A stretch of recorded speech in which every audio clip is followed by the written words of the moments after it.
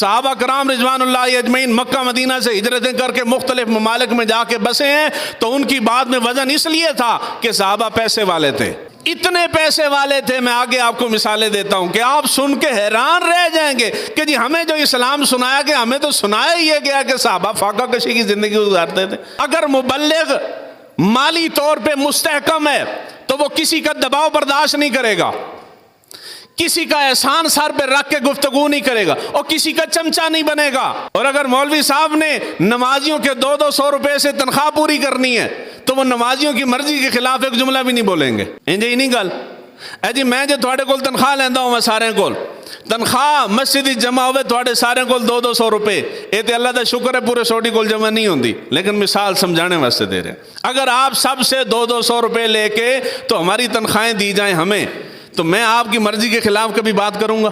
نہیں کروں گا نا جی. میں نے پتا ہے کہ کسے نو بھی میری گل بری لگ گئی انہیں آکھنا میں 200 کو نہیں دینا، جاؤ آ جا کے یہی کر سکتا ہے وہ. تو جو مالی طور پہ مضبوط ہیں انہوں فرق کوئی نہیں پڑنا، انہوں نے جا خسمہ نکھا نہیں دینا تو نہ دیں، میری طرف سے سارے نہ دو تب بھی مجھے کوئی فرق نہیں پڑنا، مگر بعد میں حق کی کروں گا. مبلغ اگر مالی طور پہ مستحکم ہوگا تو وہ دین کی تبلیغ کر سکتا ہے، اور اگر مستحکم نہیں ہوگا تو پھر وہ پاکستانی مولویوں کی طرح بنے گا. اگر کوئی طاقتور بندہ مولویوں کو بلائے، کل مسلک کے علماء کسی مسئلے پہ جمع نہیں ہوتے، لیکن طاقتور کو ڈنڈے والا بلا لے تو گردنیں جھکا کے اس کے قرآن مجید کی غلط تشریحات بھی سناتے ہیں.